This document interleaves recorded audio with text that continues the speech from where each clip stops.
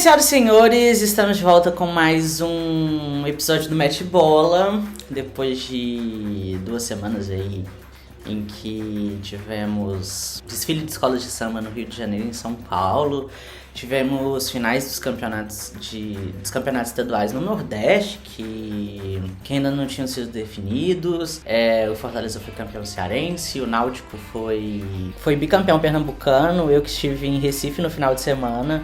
Morei 4 anos no Rio Grande do Sul e não vi o Grêmio campeão gaúcho. E em 4 dias no Recife vi o Náutico bicampeão. Queria mandar um beijo pros meus seguidores de Recife que eu conheci lá no final de semana. Eles ficaram impressionados que eu sei cantar um hino de Pernambuco, o que não é muita vantagem, porque eu também sei cantar o hino do Rio Grande do Sul, eu sei cantar o hino da França, da Itália, da Internacional Socialista. Mas queria mandar também um beijo pra doutora Joana Maranhão, minha mutual no Twitter, ela que não é torcedora do Náutico, é torcedora do esporte, mas foi eleita no mês passado para a Comissão de Ética do Comitê Olímpico Brasileiro. Ela que tem uma luta importante contra abuso sexual de menores no esporte e contra a corrupção dentro da CBDA, Confederação Brasileira de Desportos Aquáticos. Em junho vai ter Campeonato Mundial de Desportos Aquáticos. Eu não sei se vão ter todas as categorias ou se vai ser só natação, mas se tiver, a gente comenta. Fica aí o convite e os parabéns, tanto pela eleição quanto por ter participado da Ciro Games na terça-feira. Falando em finais, nessa quarta-feira tivemos a definição do último finalista da Champions League. Numa virada sensacional, o Real Madrid conseguiu despachar o Manchester City e vai enfrentar o Liverpool no próximo dia 28 de maio, no Stade de France, em Paris. O Liverpool que venceu o Villarreal, eles vão registrar a final de 2018 vencida pelo Real Madrid. Essa é a terceira final dos dois. É um tira-teima, né? Já que a primeira final entre os dois, o Liverpool ganhou. Aqui atrás jogam Roma e Leicester na disputa para chegar à final da primeira edição da Conference League. A outra semifinal é entre o Feyenoord da Holanda e o Olympique de Marseille da França. Enquanto a Europa League, West Ham e Eintracht Frankfurt decidem quem joga contra o vencedor, Rangers e RB Leipzig. Tivemos também a final da Conca Champions, a Liga dos Campeões da CONCACAF, da América do Norte. Desde que ela assumiu os moldes atuais, é a primeira vez que um time estadunidense conquista a competição. O Seattle Sounders quebrou uma hegemonia que vinha desde 2006 de times mexicanos e agora é o primeiro classificado para o Mundial de Clubes de 2022, que ainda não tem previsão de disputa. Provavelmente ele vai ser disputado em fevereiro de 2023, porque a data que geralmente são jogados os mundiais de clube está sendo ocupado pela Copa do Mundo do Catar de 2022, né? Tivemos a final da Superliga masculina e feminina de vôlei. O Minas foi campeão feminino ao derrotar o Praia Clube nas 2 partidas, a melhor de 3, enquanto na Superliga masculina o próprio Minas Tênis Clube ganhou a segunda partida, um jogaço inclusive. O Minas fez 2-0, o Cruzeiro empatou em 2-2, o Minas começou o tie-break perdendo e conseguiu virada assim, se eu não me engano, ficou de 18-16 o quinto set. E o Minas conseguiu levar a final pro jogo de desempate, que acontece nesse domingo em Uberlândia. Os dois times são de Belo Horizonte, né? Mas o Minas optou por levar a partida para outro ginásio em função da grande torcida do Cruzeiro, do Sada Cruzeiro. No domingo também teremos Fórmula 1, estreia do GP de Miami. Eu conversei com o Matheus Pardini sobre as novidades que estão sendo anunciadas na categoria, possibilidade de uma nova equipe americana, a Andretti, que já vem da Fórmula Indy, possibilidade de parcerias de empresas do grupo Volkswagen, a Porsche e a Audi com outras equipes. Mas tudo isso para 2026, quando vai ter uma nova reformulação no regulamento da Fórmula 1. Enquanto isso, ficamos com o resultado do desfile de escolas de samba dos carnavais do Rio de Janeiro e de São Paulo. Como previsto aqui neste canal, a Grande Rio perdeu a virgindade de títulos depois de 29 anos no grupo especial. Ela que já tinha, inclusive foi a primeira escola de samba a ser vice-campeã 4 vezes antes de conquistar o primeiro título.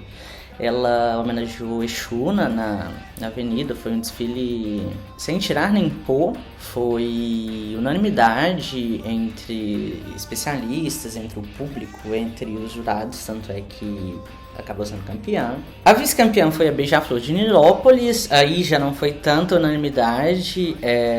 A Beija-Flor teve alguns erros de evolução bem gritantes que foram ignorados pelos juízes e acabou superando o Viradouro, que ficou em terceiro lugar depois de ter sido campeã no último carnaval.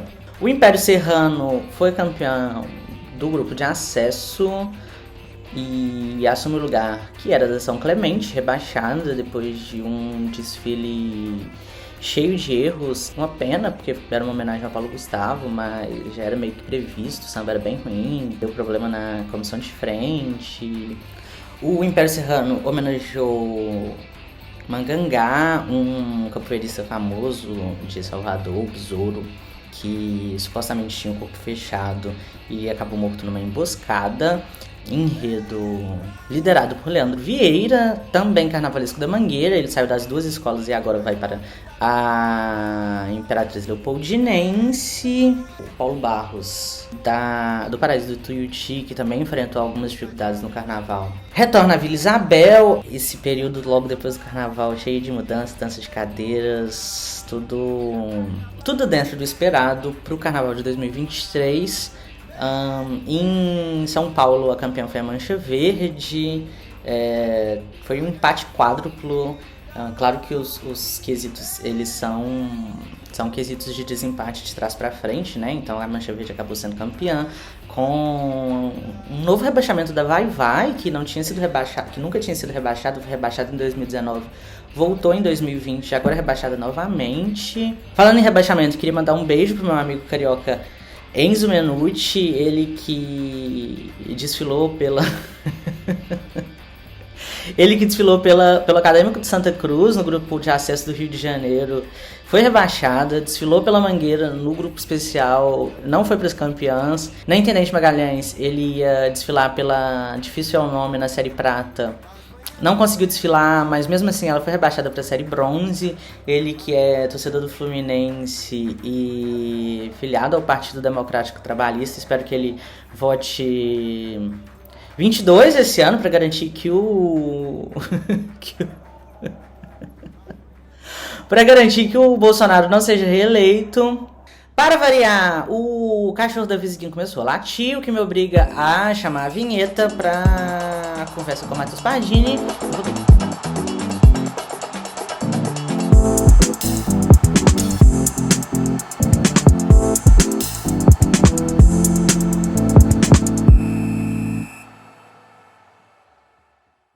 Oi, gente, estou recebendo o Matheus Pardini para comentar sobre as novidades da Fórmula 1. Estamos em semana de corrida, a Fórmula 1 chega a Miami, nos Estados Unidos. Não é o Grande Prêmio dos Estados Unidos, é o Grande Prêmio de Miami, que já estava nos planos da Fórmula 1 há uns 5 anos e finalmente saiu do papel. Mais uma corrida de rua ali ao redor do Hard Rock Stadium, que já recebeu Super Bowl, já recebeu jogo de tênis. Mais um passo da Fórmula 1 rumo aos Estados Unidos, né? Com o aumento de popularidade da categoria em terras Yankees, com a mudança da direção da Fórmula 1 também, né? Depois que a Liberty Media assumiu o controle da categoria. E não é só isso, né? Las Vegas ano que vem também entra no calendário. Exatamente. A partir do ano que vem já são 3 corridas nos Estados Unidos. A gente que acompanha a Fórmula 1 há mais tempo já esperava isso, porque desde que mudou a direção, né, com a Liberty Media adquirindo todos os direitos, já estava claro que eles iam querer americanizar um pouco a Fórmula 1, né, que sempre foi o calcanhar de Aquiles da categoria, né? Então, estreia Miami esse ano, atrasou por conta da pandemia, já era para ter sido em 2020, se não me engano. É uma pista bem com a cara de Miami mesmo, até mesmo pelas cafonices também em volta da pista. Uma marina falsa em volta da pista, com água falsa, um quarto só, uma exposição lá só para agradar patrocinador. Mas parece que é uma pista de alta. de curvas de alta e uma pista muito veloz, né? Porque antigamente a gente falava assim, a corrida de rua é corrida lenta, tipo, a gente lembra de Mônaco, né? Inevitavelmente. Corrida que não tem ultrapassagem, corrida mais parada, vamos dizer assim. E a promessa é que não, né? Que vai ser uma pista bem, bem agressiva, assim, né? Não só Miami, como também no ano que vem Las Vegas, né? E também é outra pista de rua, diferente, porque, para quem não sabe, a Fórmula 1 já correu em Las Vegas, na década de 80, em volta daquele hotel que agora fugiu o nome, no estacionamento do hotel, uma coisa meio bizarra, de placa de asfalto soltou agora parece que estão acertando para que as coisas aconteçam melhor, vamos dizer. E tem alguma previsão de quem é o favorito para ganhar essa corrida desse final de semana? Então, a Ferrari está bem na frente, né, das outras equipes. Com essa mudança toda de regulamento, mudança dos carros do ano passado para esse ano, a Ferrari saltou bem na frente. Isso nas primeiras corridas ficou muito claro. Na última corrida eles tiveram alguns problemas, o Carlos Sainz foi atingido pelo Daniel Ricciardo logo na largada. Ricardo, inclusive, foi ao paddock da Ferrari para poder pedir desculpa ao Carlos, uma atitude muito bacana, né? Não dá para esperar menos do Ricardo. O Carlos Sainz deve correr vestido com o uniforme do Real Madrid depois desse jogo de hoje. Exatamente, dessa virada, dessa loucura. O episódio vai ao ar quinta-feira, mas a gente está gravando na quarta-feira, dia 4 de maio. Inclusive, estou até uniformizado aqui. May the 4th be with you. Eu estou uniformizado com a Mercedes, tá? A Mercedes, tadinho. O drama de Lewis Hamilton andando de carroça na Fórmula 1. E o George Russell, logo no ano que ele achou que ele ia ganhar, coitado, a Mercedes dá para trás com ele também. Então, tá difícil. Aproveitando, falando dessa mudança de regulamento, né? A gente está com novidades aí. Essa semana saiu a confirmação da direção da Volkswagen que 2 marcas do grupo vão entrar para a categoria, a Audi e a Porsche. A Porsche vai retornar à categoria, né? Já tinha corrido lá atrás. Mas só em 2026, que tem nova mudança no regulamento. Eles estão, inclusive, trabalhando mesmo nesse momento, né? Eles estão buscando mais sustentabilidade na Fórmula 1. Estão procurando diminuir o gasto de carbono, né? Investindo em motores elétricos, se não na totalidade, mas pelo menos parte dos motores elétricos. E nessa toada, a Porsche praticamente já tá fechada com a Red Bull. A Red Bull, que até ano passado competia com motores Honda, e depois que os japoneses saíram da Fórmula 1, eles adotaram aí esse novo nome, né? Red Bull Powertrain, que continua com a ajuda da Honda no desenvolvimento do motor, mas que já deixou a Red Bull 2 vezes na mão essa temporada. 2 não, umas 3, acho que o Sérgio Pérez abandonou uma vez e o Verstappen abandonou 2 vezes, né? E a Audi, por sua vez, né, tinha conversas mais avançadas com a Aston Martin, mas acabou não rolando, e aparentemente eles estão em negociação com a Alfa Romeo, que é o nome fantasia da Sauber, né? Exatamente. E também nessa questão da aproximação com os Estados Unidos, tem o rumor da Andretti, que é uma equipe da Fórmula Indy, começar a correr na Fórmula 1 também, né? Aumentando para 11 o número de equipes no padrão. Tá um burburinho desde o ano passado com essas informações da Volkswagen, né, do grupo Volkswagen, que é um dos maiores conglomerados automotivos do mundo. O que acontece? Parece que de mais concreto já é realmente a questão da parceria da Porsche, que retorna à Fórmula 1 depois de muitos anos, com a Red Bull, né, que é uma equipe de ponta. Por outro lado, a Audi, eles querem se firmar realmente como uma montadora de ponta, né? Aqui no Brasil a gente tem essa visão já da Porsche ser uma montadora premium, mas na Europa nem tanto. Então eles querem firmar essa parceria ou com a Alfa Romeo. Aí tem conversas também que eles dariam uma oferta irrecusável para a McLaren. E aí a gente não sabe ainda ao certo, né? Seria manteriam as 10 equipes no grid, mas também não é descartado uma tentativa de fundar uma própria equipe. Seria a 11ª e com a Andretti chegando a 12ª equipe no grid. Algumas coisas estão travando isso. As próprias equipes que já participam, por quê? Como a Audi e a Porsche pertencem ao mesmo grupo e o orçamento das equipes é limitado por regulamento, para tentar equilibrar um pouco a categoria, para tentar evitar que uma ou duas equipes se destaquem e as outras fiquem muito para trás. Então, existe um teto de gastos.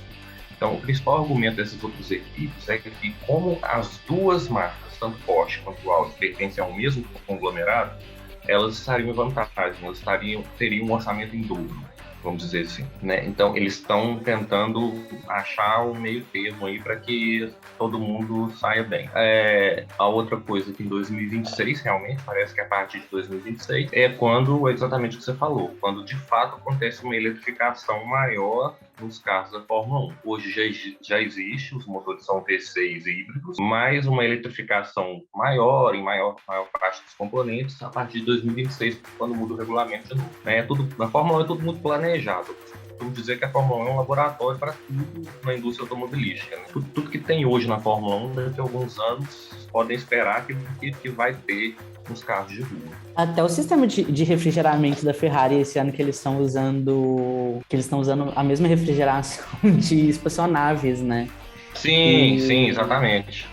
Mas é engraçado essa questão de duas equipes do mesmo grupo, né? Sendo que a Red Bull e a AlphaTauri são do mesmo grupo.